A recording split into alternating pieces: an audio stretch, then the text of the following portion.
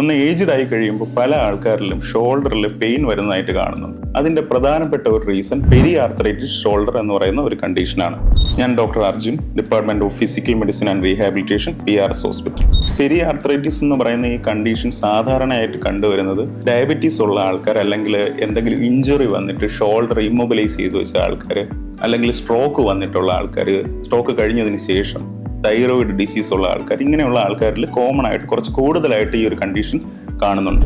സാധാരണ ചെറിയൊരു പെയിൻ ആയിട്ടാണ് ഇത് സ്റ്റാർട്ട് ചെയ്യുന്നത്. പിന്നെ ആ പെയിൻ കൂടി വന്നതിന് ശേഷം നമ്മുടെ ഡെയിലി ആക്ടിവിറ്റീസിലും അത് ബാധിക്കുന്നു. നമ്മൾ ഉറങ്ങുന്ന നേരത്ത് നമ്മുടെ ഈ ഭാഗം ചരിഞ്ഞ്, അത് ഏത് സൈഡാണോ ആ സൈഡിലേക്ക് ചരിഞ്ഞ് കിടക്കുമ്പോഴും നമുക്ക് വേദന കൂടുതലായി അനുഭവിക്കുന്നു. ഇങ്ങനെയൊക്കെ കാണാറുണ്ട്. പിന്നീട് ഗ്രാജുവലി ഈ ഷോൾഡറിന്റെ മൂവ്മെന്റ്സ് കുറഞ്ഞു വരുന്നതായിട്ട് കാണും. അത് നമുക്ക് കൈ പിറകിലേക്ക് കൊണ്ടുപോകാനുള്ള ബുദ്ധിമുട്ട്, പൊക്കാനുള്ള ബുദ്ധിമുട്ട്, ഇങ്ങനെ ഈ ഒരു മൂവ്മെന്റ് റെസ്ട്രിക്ഷൻസ് വരാൻ തുടങ്ങും. മരുന്നുകൾ കൊണ്ട് സാധാരണ താൽക്കാലികമായിട്ടുള്ള ഒരു റിലീഫ് മാത്രമേ കിട്ടാറുള്ളൂ. ഒരു എക്സസൈസ് ബേസ്ഡ് റീഹാബിലിറ്റേഷൻ പ്രോഗ്രാമിലൂടെ നമുക്ക് ഈ ഒരു കണ്ടീഷനെ വളരെ എഫക്റ്റീവായിട്ട് തന്നെ ട്രീറ്റ് ചെയ്യാൻ സാധിക്കുന്നതാണ്.